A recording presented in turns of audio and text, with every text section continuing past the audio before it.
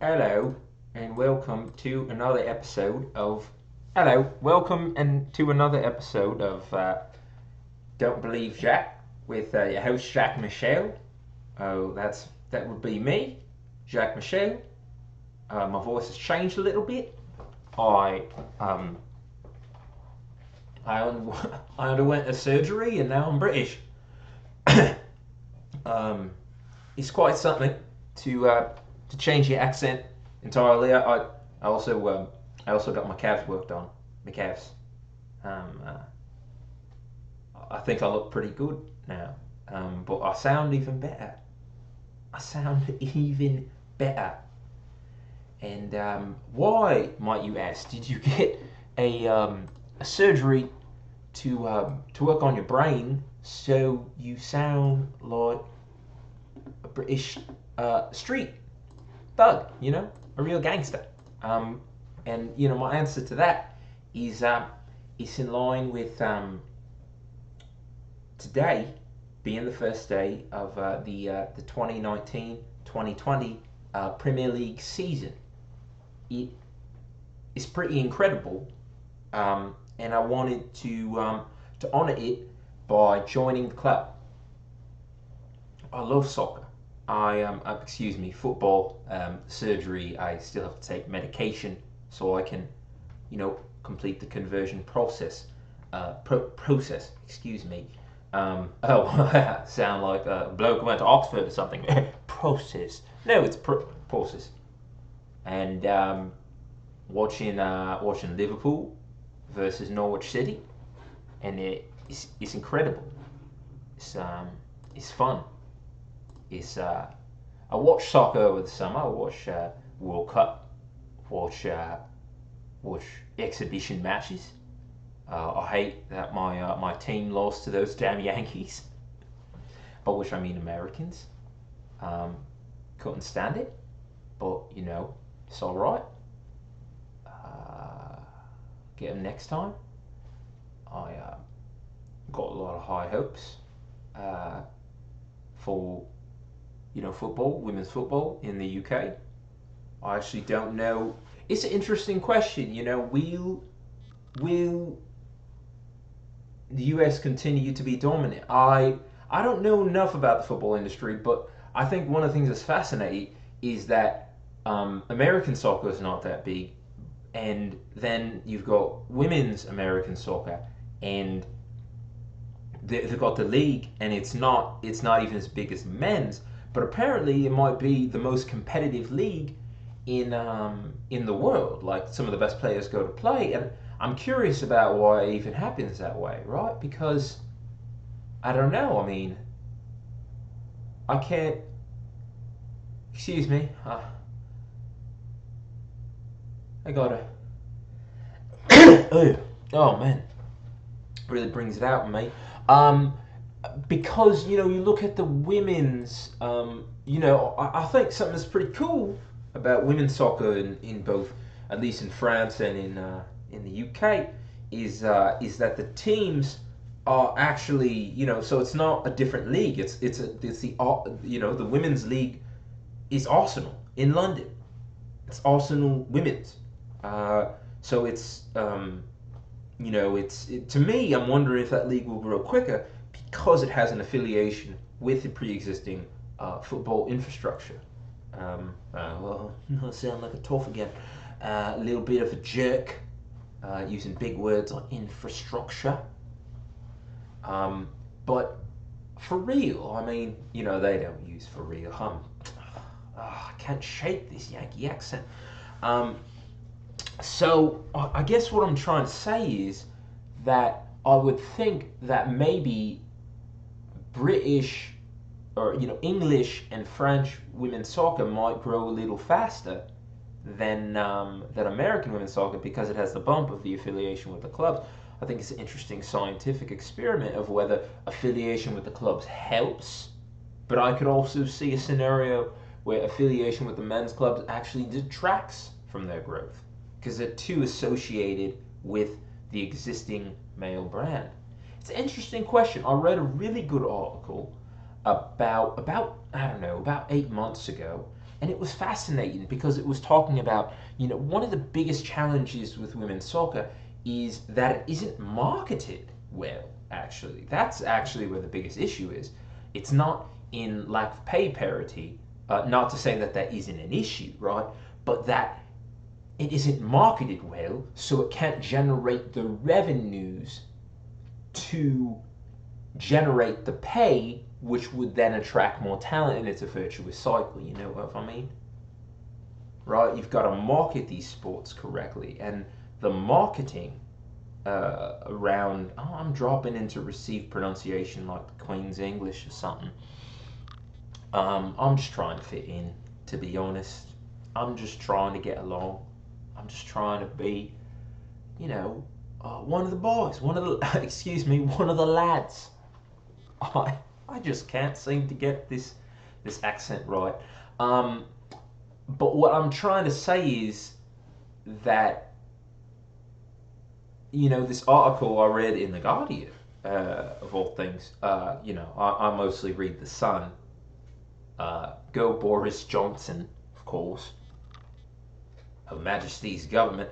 But what I'm trying to say is that the marketing around, women's sports is not effective. And it might not be a problem of culture. It could be a problem of culture. But the thing is, the solution is savvy marketing. And I realize that marketing is really, really, really important. It's really important in all of this. It's incredibly important to build up a sport. Anything. Racial equality, you have to build up a cultural awareness. And that's earned through savvy marketing over years. It's an interesting question. Is a culture sexist? Yes, of course. Could it be alleviated by marketing? That's the question. That's where we go. That's what we're wondering about. But I love football. I love a little footy, and I have to say it's so much better when it counts. There is something that's real nice about watching the World Cup, right, and getting into it and cheering, and it's like we're in a giant UNICEF commercial, or a Benetton commercial, right? It's a really good Heineken commercial of all of us getting along all over the world and all whatnot. But there isn't enough. You can't have the anger that's necessary to make football really entertaining. Because let's be honest, a part of sports is part of it is about being a little bit better. That's what make it fun. You know what I mean? And I just, it's hard. So it's fun to watch Liverpool versus Norwich because you can feel all the anger and all the rage, and you feel like it counts, right? When Mo Salah, he drills the ball in the back of the net, you're like, oh, he hurt somebody with that. He hurt it. And there's something really satisfying about that, really interesting about it, and I can't get enough. I really can't. The exhibition matches, they don't have the same energy, the same intensity that other things have. It just doesn't feel quite the same. If you know what I mean. It's not the same level of thrust around all of it. So this is such a wonderful day. I could even, as soon as I turned on the telly, I immediately felt the energy of football coming through. And it's different. It's different than world competition. It's different than a World Cup. It's totally different. That's nationality. This is culture. and it's just this amazing feeling that comes through the screen. So I'm so happy football back. I have to say, it's a little hard. Football is, I realise, a big part of who I am. I didn't really want to admit it because I want to fit in with my lads growing up. But the reality is, my pop, he watched soccer, and it was a primary way. I mean, the chap's not dead, but I'm speaking in past tense because it's about my childhood. And what I'm trying to say is, with my pa, he work a lot, and he don't really have feelings, but he did have a club he support, and so it's a club I support, and it's a real powerful reminder of the really pleasant times ahead with my pa. Like when we had cable. Oh man, we would get cable for World Cup. It's incredible. Now you watch cable, you watch World Cup on broadcast television because it's picking up with the Yanks that care. Games are aired at odd times, so it's not really a big deal. It's not competitive with regular programming. So it's all good. But when we got cable, it was like Christmas for me and my brethren, because not because we were excited to watch Cameroon play. That was from my part, but we were excited about Nickelodeon. Oh, we very excited about Nickelodeon. Cause soccer, you know, we want to see Gummy Bears. We want to see Disney Channel. I want to watch Barney replays.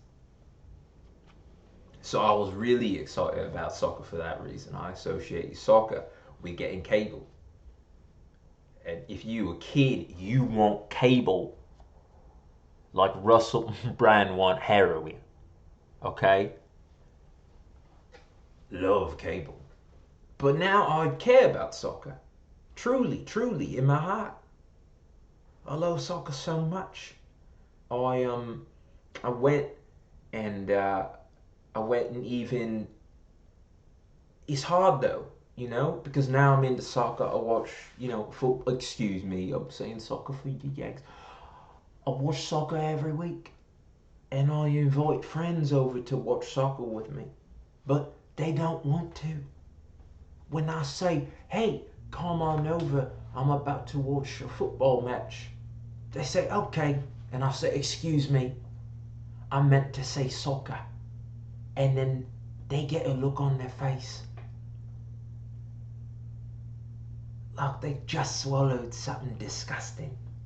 It's like inviting someone in Los Angeles to watch soccer at your place. It's like telling someone, "Hey mate, I got tuberculosis in me apartment. Why don't you come over and join me and we can get tuberculosis together? I got chips and guacamole, Heineken, Stella Artois, and tuberculosis." That's the way they look at you when you invite them over. "Oh, would you like to get punched in the stomach? I got punches in the stomach over in my apartment. If you want to come over." They have no interest. They is disgusted by that idea. And when friends have come over to watch soccer, they have a look on their face like I kidnapped them. Like it's a false imprisonment or something.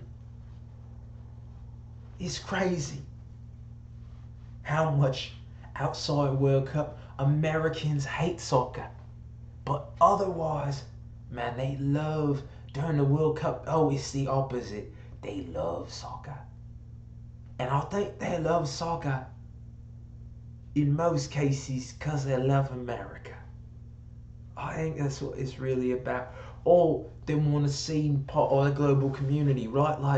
Like you like the World Cup the same way these chaps like the UN, or NATO. They root for NATO. They root for NATO. Like, oh, go, Supreme Commander. Go, Supreme Commander of the Western Hemisphere.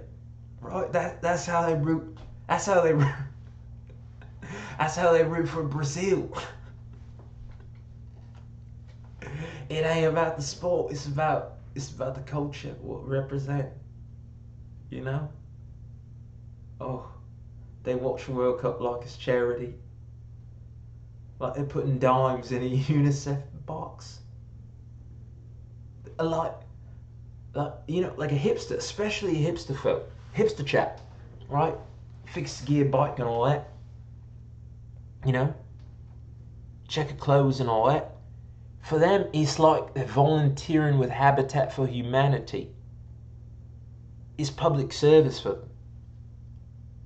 You know, it's an obligation. And you ask them who they rooting for. What are they gonna say?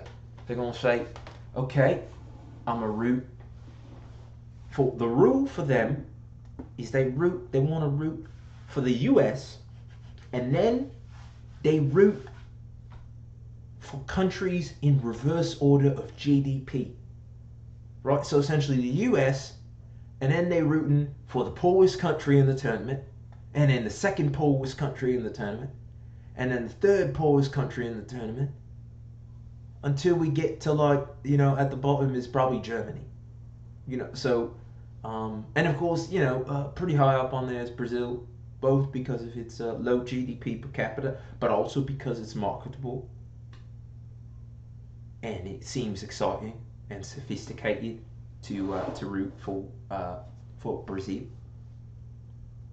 It's worldly, it's sexy, it's a great brand, great marketing. Brazil got great marketing. Oh boy, talk about marketing. But yeah, but they don't. You know, it's surface level the way they like it. I like all of it. I like the hooligans. I don't like the ultras necessarily, but I love everything about it. I can't get enough. Especially in club competition. The less meaningful these, the more entertaining, the more space for emotion. You know? It's like watching a Tom Cruise movie. Less meaning, more emotion. It's poetic. I love it. But if you don't really like the hooligans, if you don't like the tribalism in it, you know, right tribalism, I don't know if you really like soccer. It may be not for you.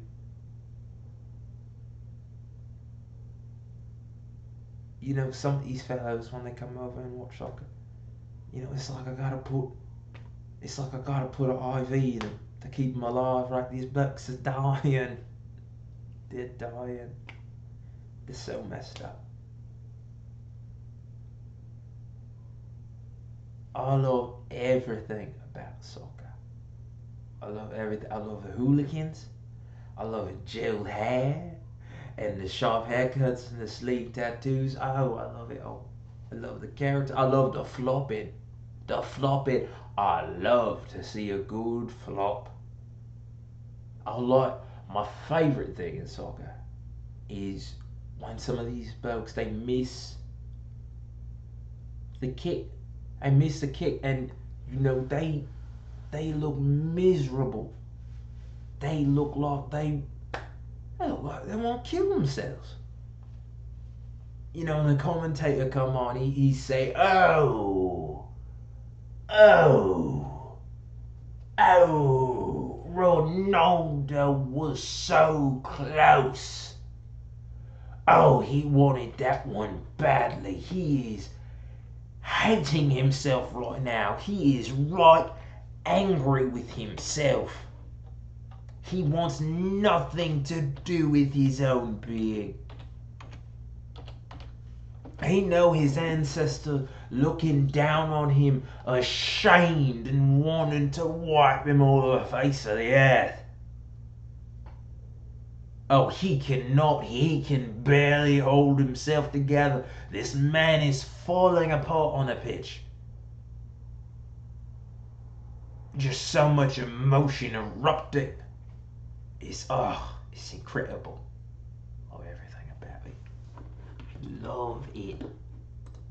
Love soccer, football, whatever you want to call it. Can't get enough. I adore it. Adore it.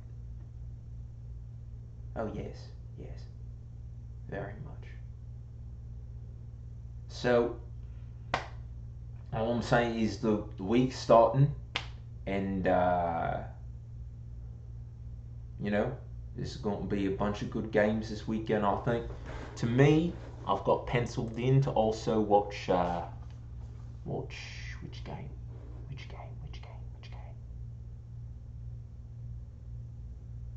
I want to watch Man U v Chelsea. This will be a good game. Also excited for Arsenal with what they've done in the transfer window. I think it'll be pretty exciting. And yeah, I'm looking forward to all this. Pretty enthused for everything that's going on. And yeah, Man U v Chelsea. Sunday morning, 8:30. 8:30 Pacific, 11:30 Eastern. Probably on NBCSN. Just saying if you're interested. Want a little taste? What's out there?